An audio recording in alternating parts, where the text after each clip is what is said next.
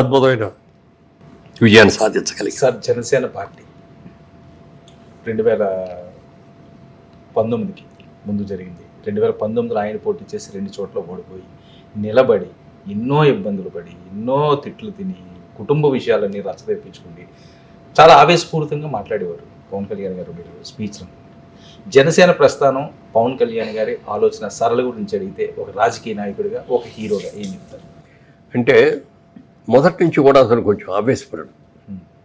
చిరంజీవి గారు లేదు అన్నారు అంటే గవ్వ వెళ్ళిపోయి వాళ్ళు కాల్చేస్తాను చంపేస్తాను వెళ్ళాడు.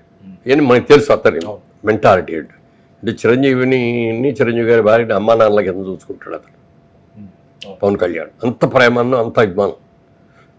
అలా ఆయన ఎవరన్నా చిరంజీవి గారిని విమర్శించారంటే కూడా తట్టుకునేవాడు కాదు. అంత ఆవేశపరుడు. ఆ ఆవేశం ఆ 2 ఎలక్షన్స్లో అంతకుముందు జరిగిన 2 ఎలక్షన్స్లో మీటింగ్లో కూడా కనపడుతూ ఉండేది ఆ ఆవేశం. అలాంటిలో ఒక పరివర్తన వచ్చింది ఆయనలో కూడా.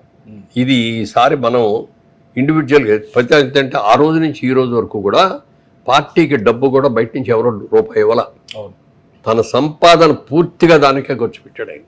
ఎన్ని సినిమాలు చేస్తే ఎంత డబ్బు వచ్చినా పార్టీ కోసమే ఇప్పించాడు. మళ్ళీ స్వార్థంగా ఆలోచిస్తే ఎవరు చేయరు కదా. పార్టీ కోసం అంత ఖర్చు పెట్టరు కదా. అలా ఖర్చు పెట్టాడు. తను మాట్లాడే విధానంలో బోడంత మార్పు వచ్చింది. కూటమితో ఎంత బాగా మాట్లాడుతున్నాడు. ఎక్కడ ఒక్క మాట కూడా ఆవేశంగా మాట్లాడటం కానీ లేదు. చంద్రబాబు నాయుడు గారు కూడా ఎంత ఇంపార్టెన్స్ ఇచ్చారు.